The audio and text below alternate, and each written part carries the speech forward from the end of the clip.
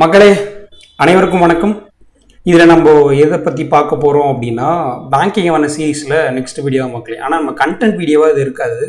Just ஒரு information, ஒரு conversation மாதிரி இருக்கும். எதை பற்றி ப்ரோ பார்க்க போகிறோம் அப்படின்னா, பேசல் நாம்ஸ் தான் மக்களே. Basel norms Basel 1, Basel 2, Basel 3 இருக்குது. ஆல்ரெடி பேங்கிங் ஓனர்ஸ் படித்தவங்களுக்கு இதை பற்றி ஐடியா இருக்கும். புதுசாக பார்க்குறவங்க ரொம்ப பெரிய விஷயம் இல்லை, சிம்பிள் தான். நம்ம சிம்பிளாக ரொம்ப எல்லாருக்கும் புரிகிற மாதிரி எக்ஸ்பிளைன் பண்ணுவோம். ஓகேங்களா? அதுதான் பார்க்க போகிறோம்.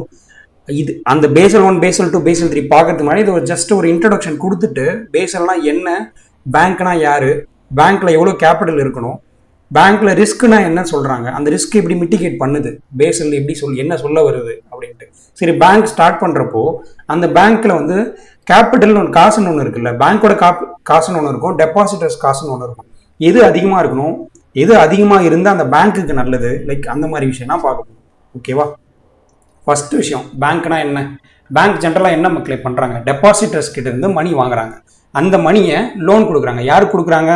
ஸ்மால் பிஸ்னஸ்க்கு கொடுக்கலாம், ஒரு இண்டிவிஜுவலுக்கு கொடுக்கலாம், இல்லை லார்ஜ் பிஸ்னஸ், அந்த மாதிரி லோன் கொடுக்குறாங்க. டெபாசிட் பண்ணவங்களுக்கு நான் ஒரு இன்ட்ரெஸ்ட் பர்சன்டேஜ் தரேன் அப்படின்னு ப்ராமிஸ் பண்ணிட்டு, லோன் கொடுக்குறவங்களுக்கு ஒரு இன்ட்ரெஸ்ட் பர்சன்டேஜ் ஃபிக்ஸ் பண்ணி, அதிகமாக இன்ட்ரெஸ்ட் ரேட் அதிகமாக ஃபிக்ஸ் பண்ணுவாங்க. டெபாசிட்டர்ஸ் கம்பேர் பண்ணுறப்போ இவங்களுக்கு அதிகமாக இன்ட்ரெஸ்ட் ஃபிக்ஸ் பண்ணி சம்பாதிப்பாங்க.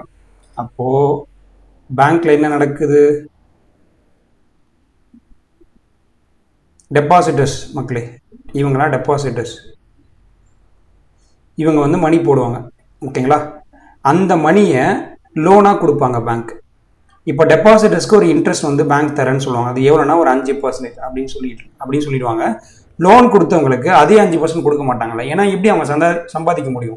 5% லோன் கொடுத்து அதில் வர ப்ராஃபிட்டை அது டெபாசிட் கொடுத்தா பேங்க் எப்படி சம்பாதிப்பாங்க? அதனால 10% அப்படின்னு எக்ஸாம்பிளுக்கு சொல்கிறேன், அதிகமான இன்ட்ரெஸ்ட் பர்சன்டேஜ் வச்சு லோன் கொடுப்பாங்க.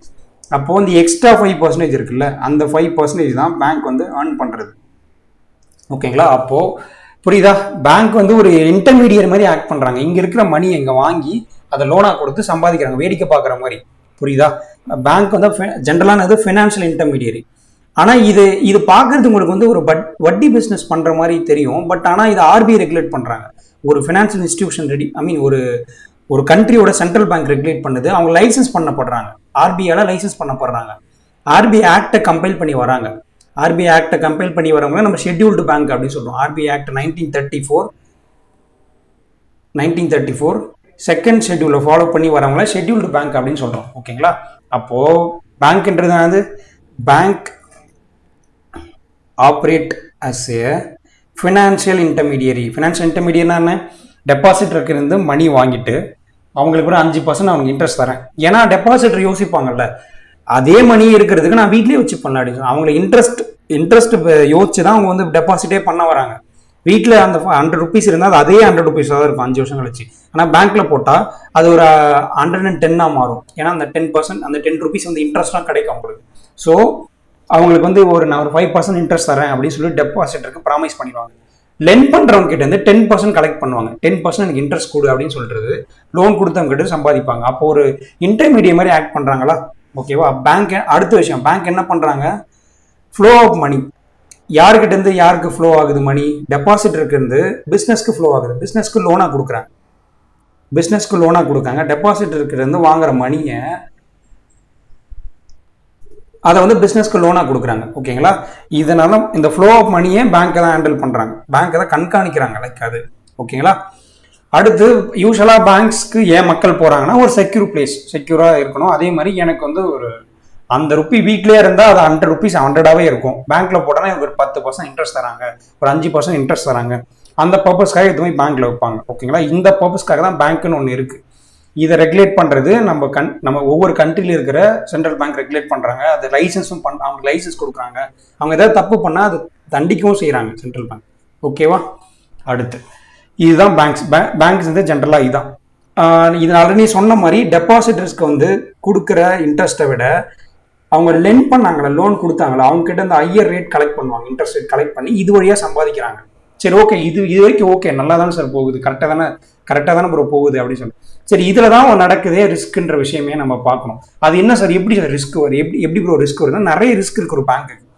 முதல் விஷயம் அவங்க கொடுக்குற லோன் கிரெடிட், அந்த கிரெடிட்டுக்கு அந்த கொடுத்த லோன் வந்து ரெக்கவர் ஆகலை அப்படின்னு. எப்படின்னா இப்போ ஸ்டேட் பேங்க் ஆஃப் இந்தியா இருக்காங்க, அவங்க ஒரு கம்பெனிக்கு லோன் கொடுக்குறாங்க, ஏபிசி அப்படின்ற ஒரு கம்பெனிக்கு லோன் கொடுக்குறாங்க. எவ்வளோ கொடுக்குறாங்க அப்படின்னா ஒரு 100 crore லோன் கொடுக்குறாங்க. ஓகேங்களா, அந்த கம்பெனி வந்து பிரின்சிபல் ப்ளஸ் இன்ட்ரெஸ்ட், அந்த 100 எவ்வளோ பர்சன்டேஜ் இன்ட்ரெஸ்ட்னா ஒரு 15%. ஓகேங்களா, அந்த பிரின்சிபல் ப்ளஸ் இன்ட்ரெஸ்ட் ரெண்டுத்தையுமே வந்து அவங்க பே பண்ணணும், மாதம் மாதம் பே பண்ணணும். அதான் இஎம்ஐன்னு சொல்லுவோம், ஈக்குவேட்டட் மந்த்லி இன்ஸ்டால்மெண்ட். ஆனால் அந்த ஏபிசின்ற கம்பெனி பேமெண்ட் பண்ணவே இல்லை. இதுதான் நம்ம படிச்சிருப்போம். 90 டேஸ்க்கு எந்த ஒரு லோனோட பிரின்சிபல் ப்ளஸ் இன்ட்ரெஸ்ட் திரும்ப வரல அப்படின்னா அதுதான் நான் பர்ஃபார்மிங் அசெட் அப்படின்னு படிச்சிருப்போம். ஓகேங்களா, நான் பர்ஃபார்மிங் அசெட் பற்றி நம்ம வந்து யூடியூப் சீரீஸ்லேயே கொண்டு வர போகிறோம். நம்ம ஆல்ரெடி நம்ம பெய்டில் அவைல் பண்ணவங்களுக்கு இதை பற்றி நம்ம டீட்டெயிலாக எக்ஸ்பிளைன் பண்ணியிருப்போம். ஓகேங்களா, நம்ம பேங்கிங் அவேர்னஸ் கோர்ஸ் வந்து பெய்டில் இருக்க மக்களே, அதில் பார்த்துருந்தீங்கன்னா உங்களுக்கு ஆல்ரெடி தெரிஞ்சிருக்கும். ஓகேங்களா, அப்போது என்ன நடந்திருக்கீங்க, அந்த கொடுத்த கிரெடிட் வந்து ரெக்கவர் ஆகலை. ஸோ இதுதான் ரிஸ்க் அப்படின்னு சொல்கிறாங்க, கிரெடிட் ரிஸ்க் அப்படின்னு சொன்னாங்க. இது ஏன் கிரெடிட் ரிஸ்க் மட்டும் இங்கே பேசியிருக்கு, இது மட்டும்தான் பேங்க்குக்கு ரிஸ்க் அப்படின்னு கேட்டால் அடுத்து ரெப்புடேஷன் ரிஸ்க்குன்னு சொல்லலாம். ஒரு பேங்க்குக்கு ரெப்புடேஷன் ஒன்று இருக்குது, ஒரு நற்பெயர். இப்போ எனக்கு அப்படின்னா இப்போ என்னோட ஐடென்டி அப்படின்னா ஓகே இவர் இந்த மாதிரி பர்சன் லைக் அந்த மாதிரி எல்லாருக்கும் ஒரு ரெப்புடேஷன் இருக்கும்ல, ஒரு குட்வில் இருக்கும்ல. பேங்க்குக்குமே அந்த குட்வில் பார்த்து தான் டெபாசிட்டர் வந்து டெபாசிட் பண்ணே வருவாங்க. லோன் வாங்க வரவங்களுமே அந்த ரீசன் பேஸ் பண்ணி கூட வருவாங்க. அப்போ இதனால பேங்கோட ரெப்புடேஷனே பாதிக்கும். ஏன் பாதிக்கும் அப்படின்னா இப்போ 100 crore லோன் கொடுத்தாங்க, அந்த எஸ்பிஐல டெபாசிட் பண்ண டெபாசிட்டர் மேபி வந்து இப்போ நானே டெபாசிட் பண்ணியிருந்தேன், நான் போய் காசு கேட்குறேன் அப்படின்றப்போ அவங்க காசை கொடுக்கல அப்படின்றப்போ நான் என்ன ஃப்ரஸ்ட்ரேட் ஆகும். நான் வந்து என்ன பண்ணுவேன், ஓப்பனாக வெளில போயிட்டு பப்ளிக்காக அனௌன்ஸ் பண்ணுவேன், இல்லைனா யாருக்குன்னா சொல்லுவேன், இந்த மாதிரி இந்த பேங்க்ல டெபாசிட்டே பண்ணாதீங்க, நான் கொடுத்த லோனை நான் கொடுத்த மணி அவங்க திருப்பி பேமெண்ட் பண்ணலை அப்படின்னு சொல்கிறேன்ல. அப்போ அந்த பேங்க்கோட குட்வில் போதாங்க. ஏன்னா என் ஸ்ட்ரீட்ல இருக்கிற இன்னொரு பர்சன் வந்து அந்த பேங்க் போக மாட்டார், ஏன்னா இந்த மாதிரியா அப்படின்ற மாதிரி. ஸோ அப்போ அந்த பேங்க்கோட ரெப்புடேஷன் அங்கே பாதிக்குது. ஓகேங்களா, இது தவிர தான் வேற என்ன ரிஸ்க் அப்படின்னா சைபர் செக்யூரிட்டி ரிஸ்க். அந்த பேங்க்ல நம்ம ஐடி சம்மந்தமான ப்ராடக்ட் அண்ட் சிஸ்டம் இருக்குது, சர்வர்ஸ் இருக்குது, அதில் ஏதாச்சும் சைபர் செக்யூரிட்டி ஃப்ராட்ஸ் எதாவது நடக்கலாம், அந்த மாதிரி ரிஸ்க்லாம் இருக்குது. ஓகேங்களா, அடுத்து வந்து பேங்க்கோட ஆப்ரேஷன்ஸை ஏதாவது பாதிப்பு வருது, ஆப்ரேஷன் ரிஸ்க் இருக்குது. ஓகேங்களா, இந்த மாதிரி நிறைய ரிஸ்க் இருக்குது. டைப்ஸ் ஆஃப் ரிஸ்க்கை பற்றி நம்ம பேங்கிங் அவேர்னஸில் ஆல்ரெடி டீச் பண்ணியிருப்போம், நம்ம யூடியூப்லேயே லேட்டர் ஸ்டேஜஸில் கொண்டு வரலாம். ஓகேங்களா, இப்போ இந்த மாதிரி வந்து நிறைய ரிஸ்க் இருக்குது ஒரு பேங்க்குன்னு வரப்போ. இதில் என்ன பர்டிகுலராக கிரெடிட் ரிஸ்க் மட்டும் பற்றி பேசுகிறேன்னா, கிரெடிட் ரிஸ்க் வந்து ரொம்ப முக்கியமானது. மற்ற ரிஸ்க்லாம் கூட நம்ம அதுவும் இப்போ சைபர் செக்யூரிட்டி ரிஸ்க்னா சாதாரணம் கிடையாது, அதையுமே நம்ம ரிசால்வ் பண்ணணும். பட் கிரெடிட்ன்றது பார்த்தீங்கன்னா பேங்க்கோட முக்கியம், ஐ மீன் அவங்களோட மெயின் பில்லரே காசு தான். அந்த காசுலேயே அடி விழுறப்போ அதனால அவங்களோட பேங்கிங்கோட குட்வில்லேருந்து எல்லாமே பாதிக்கப்படும். அவங்க இப்போ நான் போய் அந்த பேங்க்ல டெபாசிட் பண்ண காசு கேட்கலன்றப்போ அந்த டைம்ல அவங்களால காசு பே பண்ண முடியாமல் நிற்கிறாங்கல்ல, அது ஒரு ரிஸ்க் தானே பேங்க்குக்கு. புரியுதா, இதுதான் கிரெடிட் ரிஸ்க் அப்படின்னு சொல்றோம். இந்த கிரெடிட் ரிஸ்க் எல்லாம் வந்து எப்படி மிட்டிகேட் பண்ணலாம், கிரெடிட் ரிஸ்க் வருதுன்னா அது எப்படி, அதுல இருந்து எப்படி ஒரு பேங்க் பாதுகாத்துக்க முடியும் அப்படின்ற விஷயம் எல்லாம் பேசல பேசியிருப்பாங்க. ஓகேவா, கிரெடிட் ரிஸ்க்னா ஜென்ரலா என்ன, it is a possibility of loss resulting from a borrower failure. Borrower ஃபெயிலியர்னா என்ன சொல்ல வராங்க அப்படின்னா, பாரோவர் யார் இங்க இந்த விஷயத்துல, ஏபிசின்ற கம்பெனி. இவங்க வந்து இந்த பிரின்சிபல் ஆஃப் இன்ட்ரெஸ்ட் வந்து பே பண்ணவே இல்லை இந்த 100 crore. ஸோ அதனால பேங்க்குக்கு நட ரிஸ்க் தான் கிரெடிட் ரிஸ்க். ஓகேவா, இதனால என்ன நடக்கும்னா அந்த பேங்க்ல கேஷ் ஃப்ளோ வந்து இன்டரப்ஷன் ஆகும். ஏன்னா இப்போ நான் போயிட்டு அந்த பேங்க்ல டெபாசிட் பண்ணியிருந்தேன், நான் போய் காசு கேட்கறேன், எனக்கு பேங்க் காசு கொடுக்க முடியல, இன்ஸ்டால்மெண்ட்டா நிற்கிறாங்க. இன்ஸ்டால்மெண்ட்னா ஒன்றும் இல்லை மக்களே, இப்போ அபித் சார் இருக்காரு, எனக்கு வந்து எவ்வளோ கொடுக்குறாரு, 10,000 தராரு. ஓகேங்களா, 10,000 வந்து நான் September 1 கொடுத்துறேன் சார் அப்படின்னு சொல்கிறேன். ஆனால் September 1 பார்க்குறேன், இல்லை 10,000 இல்லை, சே ஃபார் எக்ஸாம்பிள் ஒரு 1,000 ரூபீஸாக இருக்குது, 9,000 ஷார்ட் ஃபாலாக இருக்குது. அப்போது இந்த ஸ்டேட்டில் நான் இன்சால்வெண்ட். யார், நான் இன்சால்வெண்ட், நான் தான் இன்சால்வெண்ட். என்னால் நான் ப்ராமிஸ் பண்ண விஷயத்த பண்ண முடியல, என்னால் காசை கொடுக்க முடியாமல் நிற்கிறேன் தெரியுமா, அந்த நிலை, அந்த ஸ்டேட், அதுதான் இன்சால்வன்சி. இன்சால்வன்சி வந்து டெம்பரரி தான் மக்களே. ஏன்னா நாளைக்கே வந்து இப்போ September 2 என்கிட்ட ஒரு 20,000 வரலாம், யாராவது கொடுக்க வேண்டியது கொடுத்துடலாம். அப்போது இன்சால்வன்சின்றது டெம்பரரி. இதில் பேங்க் கரப்சின்னு ஒன்று இருக்குது, பேங்க் கரப்சி அப்படின்னு ஒன்று இருக்குது, அது வந்து பர்மனன்ட்.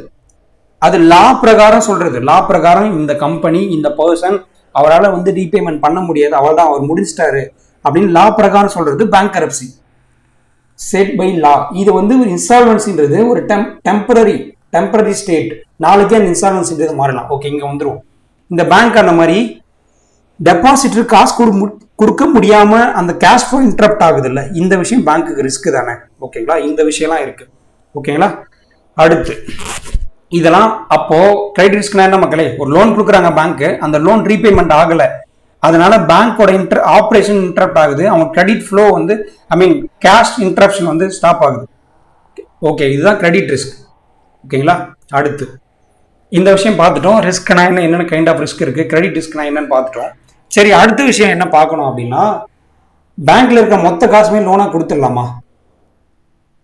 பேங்க்ல வந்து 100 ரூபாய் இருக்கு, அந்த 100 ரூபாவே லோனா கொடுத்துடலாமா அப்படின்றத பத்தி தான் பார்க்க போறோம்.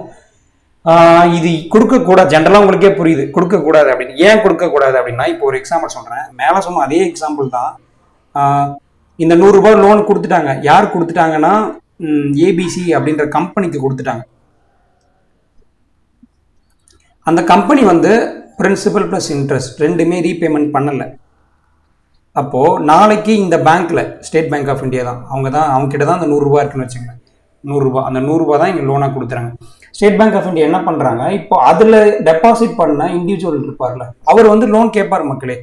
இப்போ ஏதோ ஒரு பர்சன் XYZ அப்படின்ற பர்சன், அவர் வந்து அவர் போட்ட கேஷை வந்து கேட்கிறாரு. அந்த பாயிண்ட் ஆஃப் டைம்ல பேங்க் கிட்ட காசு இல்லை, ஏன்னா அவங்க கிட்ட இருந்த மொத்த 100 ரூபாயுமே லோனா கொடுத்துட்டாங்க. ஸோ இது ரிஸ்க் தானே. அப்போ என்ன ஜென்ரலாக உங்களுக்கு என்ன புரியுது, பேங்க் கிட்ட இருக்கிற மொத்த டெபாசிட்ல இருக்கிற மொத்த மணியுமே லோனா கொடுக்கக்கூடாது. ஏன்னா அது ரீபேமெண்ட் ஆகலைன்றப்போ, அந்த லோன் ரெக்கவர் ஆகலைன்றப்போ பேங்க்குக்கு ரிஸ்க். ஓகேவா. அப்போ என்ன விஷயம், பேங்க் சம் மணி வந்து ரிசர்வ் எடுத்து வைக்கணும், சம் மணி வந்து ரிசர்வ் தனியாக எடுத்து வச்சுதான் ஆகணும், மொத்த மணியுமே லோனா கொடுக்கக்கூடாது. ஓகேவா, இந்த விஷயம் புரிஞ்சுதா? அப்படி லோனா கொடுத்து ரெக்கவர் ஆகலைன்றப்போ என்ன விஷயம் நடக்கும், இப்போதான் நான் சொன்னேன், இன்சால்வன்சி. அந்த பேங்கால அந்த பர்டிகுலர் டைம்ல காசை திருப்பி கொடுக்க முடியாம நிக்கிறாங்க தெரியுமா, அந்த நிலை, அதுதான் இன்சால்வன்சி. அந்த ரிஸ்க் வரும் பேங்க்குக்கு. அதனால பேங்கோட பேர் பாதிக்கப்படும், அந்த பேங்க்குக்கு ஒரு பேட் நேம் கிரியேட் ஆகும். இப்போ நான் அபித் சாருக்கு வந்து காசு தரேன்னு ப்ராமிஸ் பண்ணியிருந்தேன், ஆனால் அந்த டைம்ல நான் தர முடியலன்றப்போ சார் வந்து ஃபியூச்சர்ல எனக்கு காசு கொடுக்க யோசிப்பார், இவர்கிட்ட கொடுத்தா வருமா அப்படின்னு. எக்ஸாம்பிளுக்கு ஒன்றும் இல்லை மக்களை, இன்னும் சிம்பிளாக சொல்லணும்னா, இப்போ நம்மளே வந்து ஒரு இப்போ நான் எனக்கு 3 ஃப்ரெண்ட்ஸ் இருக்காங்க, ABC. ஓகேங்களா. இவங்களுக்கு வந்து நான் லோன் கொடுக்குறேன், இவருக்கு வந்து ஆல்ரெடி ஒரு 3 லோன் கொடுத்துருக்கேன், இவருக்கும் ஒரு 3 லோன் கொடுத்துருக்கேன், இவருக்கும் ஒரு 3 லோன் கொடுத்துருக்கேன். காசு கொடுத்துருக்கேன் ரொம்ப கடன் மாதிரி. இதுல 3 டைமே இவர் ரீபேமெண்ட் பண்ணிட்டார். இவர் வந்து ஒரு டைம் வந்து ரீபேமெண்ட் பண்ணல, இவர் வந்து 3 டைமே ரீபேமெண்ட் பண்ணல. அப்போ இவருக்கு அகைன்ஸ்ட் இன்னொரு லோன் கொடுக்குறப்போ நான் கண்டிப்பா கொடுப்பேன், ஏன்னா கொடுத்துருவாரு அப்படின்ற ஒரு நம்பிக்கை. இவருக்கு வந்து கொஞ்சம் யோசிப்பேன், இவர் கண்டிப்பா கொடுக்க மாட்டேன். புரியுதா?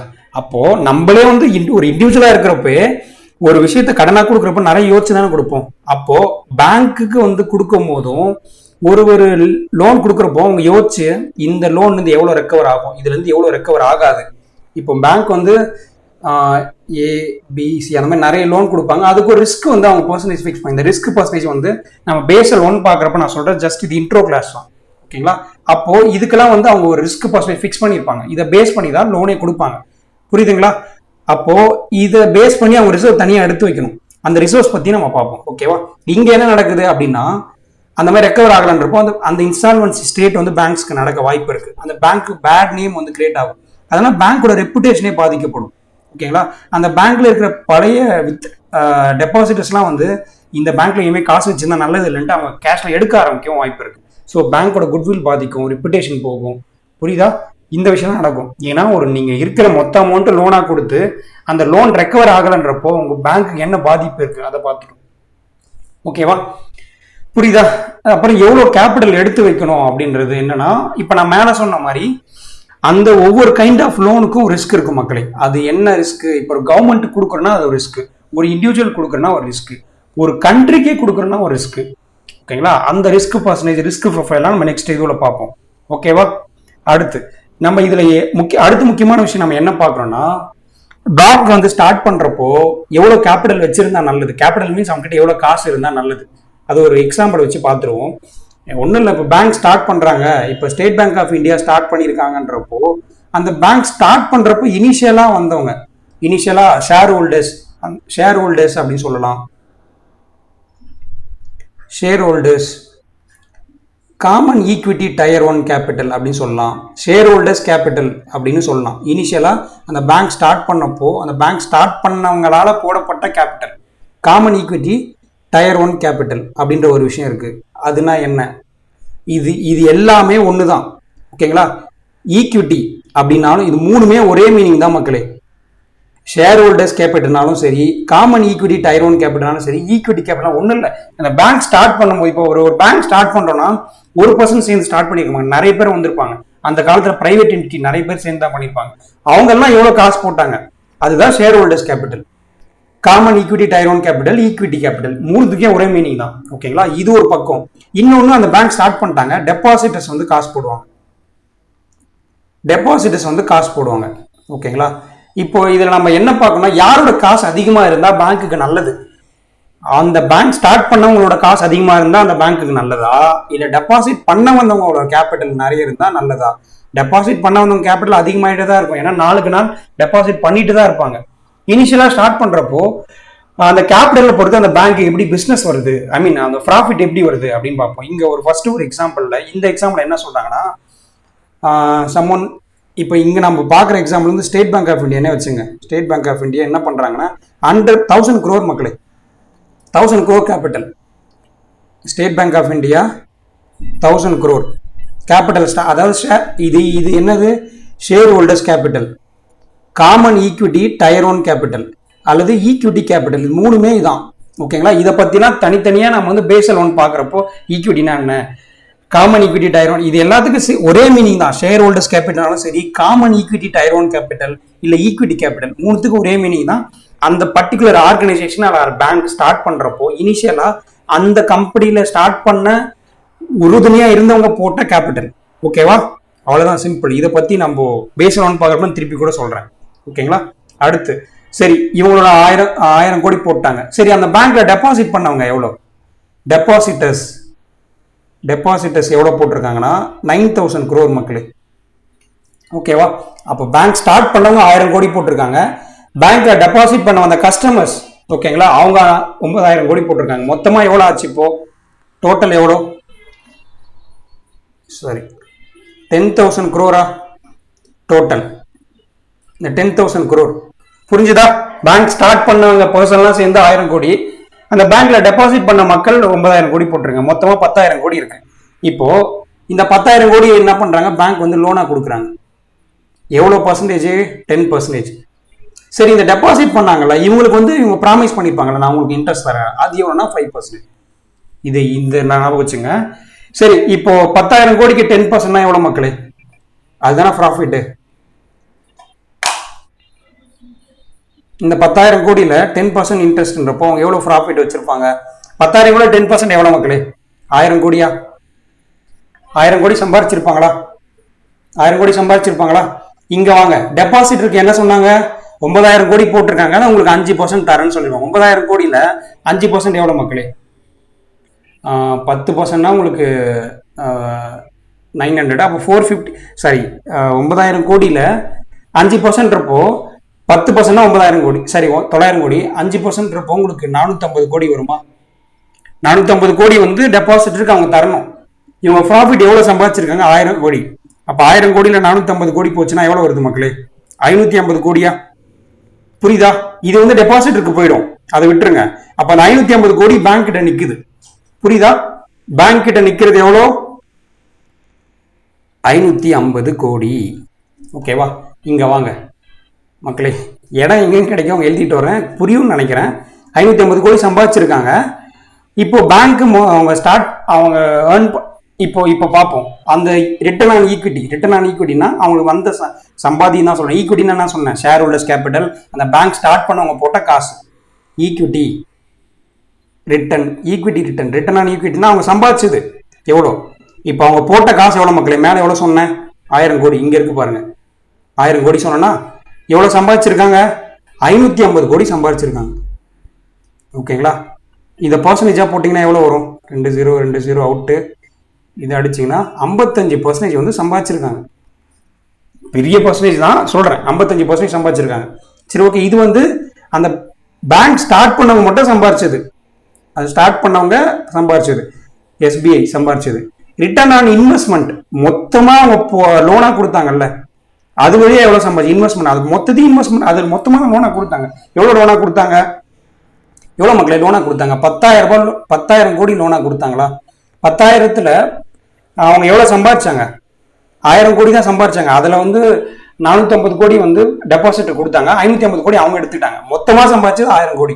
இதுக்கு பர்சன்டேஜ் போடுங்க, 2 0 அவுட்டு, இந்த 2 0, அப்போ 10% வந்து ரிட்டர்ன் ஆன் இன்வெஸ்ட்மெண்ட். அதாவது பேங்க் ஸ்டார்ட் பண்ணவங்க சம்பாதிச்சது 55%. அவங்க மொத்தமா சம்பாதிச்சது டெபாசிட் போட்ட மணியை வச்சு மொத்தமா இன்வெஸ்ட்மெண்ட் வச்சு எவ்வளவு சம்பாதிச்சாங்கன்னா 10%. புரியுதா? அப்போ 55% சம்பாதிச்சிருக்காங்க. இது இந்த எக்ஸாம்பிள் நல்லா புரிஞ்சுதா? 1000 கோடி போட்டு 55% சம்பாதிச்சிருக்காங்க பேங்க். டெபாசிட் மணிலாம் வச்சு உங்களுக்கு 5% தரேன், லோனுக்கு 10% ஃபிக்ஸ் பண்ணி இவ்வளோ சம்பாதிச்சிருக்காங்க. இன்னொரு இப்போ 1000 கோடிக்கு இவ்வளோ பார்த்துட்டோம். இன்னொரு விஷயம் வாங்க, வெறும் 100 கோடி மக்களே. மேலே சொன்னது 1000 கோடி. இரண்டாவது கேஸ்ல என்ன நடக்குன்னா வெறும் 100 கோடி. ஸ்டேட் பேங்க் ஆஃப் இந்தியா என்ன பண்றாங்க? 100 கோடி. அந்த 100 கோடி யாரோடது? அதுதான் அந்த equity, common equity, tier 1 capital, share holders capital, இது எல்லாம் ஒன்று தான். ஓகேங்களா? இந்த வேர்டு எங்க பார்த்தாலும் அந்த பர்டிகுலர் ஆர்கனைசேஷன் அதை பேங்க் ஸ்டார்ட் பண்ணப்போ அதில் இருக்கிற ஷேர் ஹோல்டர்ஸ்லாம் போட்ட காசு 100 கோடி போட்டிருக்காங்க. சரி, டெபாசிட்டர்ஸ் வாங்க, டெபாசிட் எவ்வளோ போடுறாங்க அப்படின்னா இங்க இந்த கேஸில் வந்து 9,900 கோடி மக்களே. ஓகேங்களா? மேலே பார்த்தது விட்டுருங்க. மேலே வந்து அந்த ஷேர் ஹோல்டர்ஸ் வந்து 1000 போட்டாங்க, இங்க வெறும் 100 கோடி போட்டிருக்காங்க. 100 கோடி போட்டுட்டு அந்த பேங்க்ல இருக்க டெபாசிட் வந்து 9,900 கோடி. மொத்தமா எவ்வளவு வருது? 10,000 கோடியா? 9,900 மேல ஒரு 100, 10,000 கோடி. இந்த 10,000 கோடியை லோனா கொடுக்குறாங்க. இப்போ டெபாசிட்டருக்கு என்ன சொல்லுவாங்க? மேல சொன்ன அதே மாதிரி 5% உங்களுக்கு தரேன் அப்படின்னு சொல்லுவாங்க. இப்போ 9,900ல 5% எவ்வளவு மக்களே? 9,900ல 10% இருப்போ உங்களுக்கு வந்து 990 வரும். இப்போ 5% இருப்போ 495 வருமா? ஓகேவா? 495 crore. ஏன்னா அதுல பாதி 494 crore வந்து இவங்க டெபாசிட்டருக்கு தர வேண்டிய காசு. சரி, இங்க வாங்க, இந்த 10,000 கோடி லோனா கொடுக்குறாங்க, 10%. அப்போ எவ்வளவு சம்பாதிப்பாங்க? 10,000த்துல 10% எவ்வளவு மக்களே? 1000 கோடியா? 1000 கோடி சம்பாதிச்சிருக்காங்க இதே கேஸ்லயும் 1000 கோடி. சரி, ஆனா இதுல ரிட்டர்ன் ஆன் ஈக்விட்டி வாங்க. ரிட்டர்ன் ஆன் அவங்க சம்பாதிச்சது அவ்வளவுதான். ரிட்டர்ன் ஆன் ஈக்விட்டி, இந்த கேஸ்ல ரிட்டர்ன் ஆன் ஈக்விட்டி எவ்வளவு மக்களே? எவ்வளவு சம்பாதிச்சிருக்காங்க? இப்போ அந்த 1000 கோடியில 495 கோடி வந்து டெபாசிட்டர்ஸ் கொடுத்தாகணும். 495 கோடி போச்சுன்னா மிச்சம் எவ்வளவு இருக்கு? 505 இருக்குமா? 505 தானே? அப்ப 505 தானே? அப்போ இங்க ரிட்டர்ன் ஆன் ஈக்விட்டி எவ்வளவு வரும்? அவங்க எவ்வளவு சம்பாதிச்சிருக்காங்க? 505 கோடி. எவ்வளவு வந்து அவங்க அந்த ஷேர் ஹோல்டர்ஸ் மணி எவ்வளவு? இதுல வெறும் 100 கோடி. இதை பர்சன்டேஜ் போடுங்க, 100க்கு 100 கேன்சல். அப்ப எவ்வளவு பாருங்க? 505% சம்பாதிச்சிருக்காங்க. புரியுதா? மேல 1000 கோடி போட்டு 55% சம்பாதிச்சாங்க, கீழே ஒரு 100 கோடி போட்டு 505% சம்பாதிச்சிருக்காங்க. புரியுதா? அப்போ பேங்க் எப்போ அவங்க கம்மியான கேபிட்டல் போட்டு இவ்வளவு சம்பாதிக்கிறாங்க, வெறும் கம்மியான கேபிட்டல் போட்டு இவ்வளவு சம்பாதிக்கிறாங்க. அப்போ பேங்க்ன்றது கம்மியான கேபிட்டல் போட்டாலும் சம்பாதிக்கக்கூடிய பிசினஸ் பேங்க். அப்பதான் இப்ப நம்ம ஏன் சார் இந்த இவ்வளோ வந்து ஏன் ப்ரோ கிரெடிட் ரிஸ்கை பத்தி இவ்வளோ படிக்கணும் அப்படின்னா, பேங்க் வந்து கம்மியான காசை வச்சு இவ்வளோ சம்பாதிக்கிறாங்க. அப்போ ஒரு ப்ராஃபிட்டபிள் பிசினஸ் பேங்க்ன்றது. ஸோ இந்த விஷயத்துக்காக தான் கிரெடிட் ரிஸ்க் ரொம்ப ஃபோக்கஸ் பண்றோம். ஓகேங்களா? அப்போ இவ்வளோ ப்ராஃபிட்டபிளான ஒரு பிசினஸ்ல ரிஸ்க் வரப்போ நம்ம அதை மிட்டிகேட் பண்ணி தானே ஆகணும். ஓகேங்களா? அதுதான். அப்ப ஜென்ரலா இதுல இருந்து என்ன சொல்ல வராங்கன்னா அப்படின்னா, பேங்க் கிட்ட காசு இருக்கணும். ஜென்ரலா பேங்க் வந்து கேபிட்டலைஸா இருக்கணும், கேஷ் இருக்கணும். அவங்களோட கேஷோ ஷேர் ஹோல்டர்ஸ் கேபிட்டல், அதான் share holders capital, equity, common equity, tier 1 capital, மூணுத்துக்கு ஒரே மீனிங் தான். அந்த கேபிட்டல் பிளஸ் டெபாசிட்டர் கேபிட்டல் ரெண்டுத்தையும் சேர்த்து அவங்க கிட்ட நிறைய கேபிட்டல் இருக்கணும். நிறைய கேபிட்டல் இருக்கும் போது தான் ரிஸ்க் ஏதாவது வந்தா அவங்க சமாளிக்க முடியும். ஆனா அந்த இருக்கிற கேபிட்டல்லே பாருங்க, அவங்களோட ஒரிஜினல் கேபிட்டல், அவங்களோட கோர் கேபிட்டல், பேங்க் போட்ட காசு கம்மியா இருந்தா கூட அவ்வளவு சம்பாதிக்க முடியுது. அந்த மாதிரி பிசினஸ். ஸோ அதனால தான் நம்ம கிரெடிட் ரிஸ்க், இந்த மாதிரி ரிஸ்க் எல்லாம் மிட்டிகேட் பண்றது எப்படின்னு அவ்வளவு படிக்க வேண்டியதா இருக்கு. பேசல் நாம்ஸ் அதுக்கு தான் போறோம். ஓகேவா? சரி, இதுக்காக இந்த மாதிரி கிரெடிட் ரிஸ்க் எல்லாம் வரக்கூடாதுன்றதுக்காக கொண்டு வந்ததுதான் பேசல் நாம்ஸ், பேசல் அக்கார்ட்ஸ் அப்படின்னு சொல்லுவோம். யார் கொண்டு வந்தான்னா, இது ரொம்ப முக்கியமான MCQ, Basel committee on banking supervision. அவங்க தான் கொண்டு வந்தாங்க. ஓகேங்களா? Basel committee on banking supervision. Basel committee on banking supervision பார்க்கறதுக்கு முன்னாடி இதுக்கு முன்னாடி ஒரு விஷயம் பார்க்கணும். பிஸ்ன்னு ஒன்று இருக்கு, பேங்க் ஃபார் இன்டர்நேஷனல் செட்டில்மெண்ட்.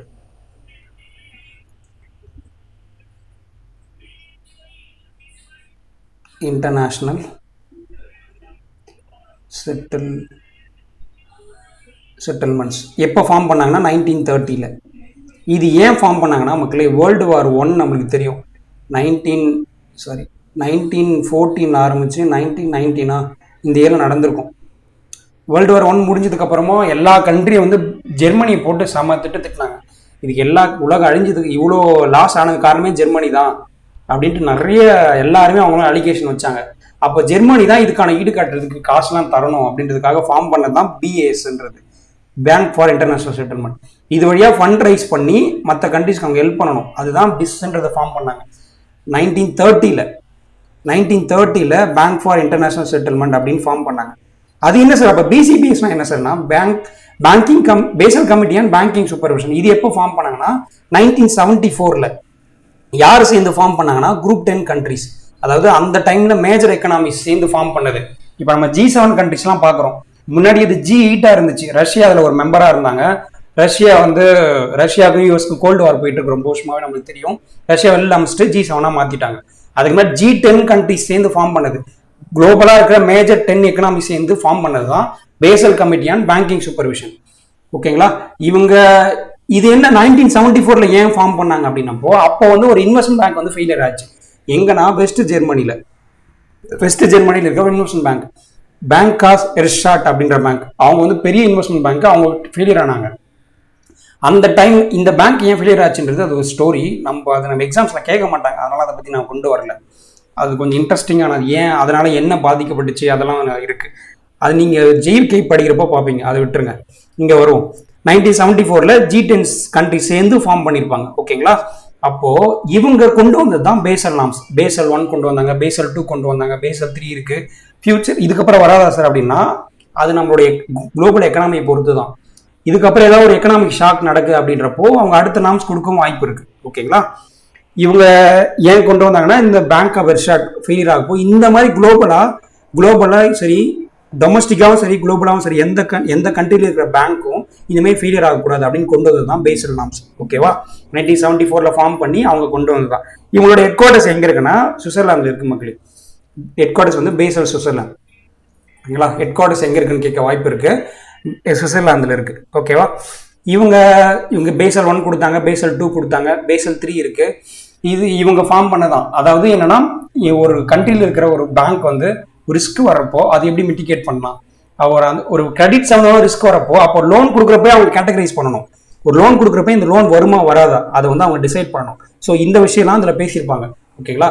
அடுத்து நம்ம பேசல் 1, பேசல் 2, பேசல் 3 பார்க்குறப்போ இது நான் எல்லாத்தையுமே தனி 1 by 1 எக்ஸ்பிளைன் பண்ணுறேன். பேசல் 1 வந்து 1998 ஃபார்ம் பண்ணியிருப்பாங்க. சரி, அதுக்கப்புறம் இந்தியா வந்து 1999 அக்செப்ட் பண்ணியிருப்பாங்க. ஒரு 11 இயர்ஸ் கழிச்சு தான். ஏன்னா நம்மளுக்கு அவங்க சொல்கிற நாம்ஸ் ஏற்றுக்கிற அளவுக்கு நம்ம கேபிட்டல் அந்த டைம் இல்லை, ரிசர்வ்ஸ் எடுத்து வைக்கிற அளவுக்கு நம்ம கண்ட்ரி அந்த அளவுக்கு இல்லாமல் இருந்தாலும் 11 இயர்ஸ் கழிச்சு தான் எடுத்திருப்பாங்க. சரி, ஓகே. இந்த பேசலோட ஆஃபீஸ் வந்து சுவிட்சர்லாந்தில் மட்டும்தான் இருக்கா அப்படின்னு கேட்டால் ரீஜனல் ஆஃபீஸ் இருக்குது. இவங்களுக்கு ரீஜனல் ஆஃபீஸ் எங்கே இருக்குன்னா, ஏஷியான் பசிபிக் பார்த்தீங்கன்னா ஸ்பெஷல் அட்மினிஸ்ட்ரேட்டிவ் ரீஜன். இது நம்ம கரண்ட் அஃபேர்ஸ்லாம் படிச்சிருப்போம்ல, ஹாங்காங்ல இருக்கு. ஹாங்காங் ஸ்பெஷல் அட்மினிஸ்ட்ரேட்டிவ் ரீஜன் சைனால இருக்குல்ல, அந்த பிளேஸ்ல ஒரு ஹெட் குவார்ட்டர்ஸ் ஒன்று இருக்கு. ஓகேங்களா? Regional office. அடுத்து அமெரிக்காவுக்கு பார்த்தீங்கன்னா மெக்சிகோவில் ஒரு ரீஜனல் ஆஃபீஸ் இருக்கு. ஓகேவா? ஓகே மக்களே, அடுத்து பேசல் 1 தான் நம்ம பார்க்கணும். பேசல் 1 வந்து நம்ம நெக்ஸ்ட் வீடியோ பார்க்கணும். ஜஸ்ட் இது கம்ப்ளீட்லி இன்ட்ரோ தான் மக்களே. பேசல்லாம் ஏன் கொண்டு வந்தது, பேசல் கொண்டு வர்றதுக்கான ரீசனே வந்து ரிஸ்க்கை மிட்டிகேட் பண்றதுக்கு, பேங்க்குக்கு என்ன ரிஸ்க் இருக்கு அதெல்லாம் இப்போ பார்த்துருக்கோம். பேசல் 1 பற்றி நெக்ஸ்ட் வீடியோவில் பார்ப்போம். ஏதாச்சும் இதில் டவுட் இருந்தால் கமெண்ட் பாக்ஸில் போடுங்க மக்களே. நன்றி.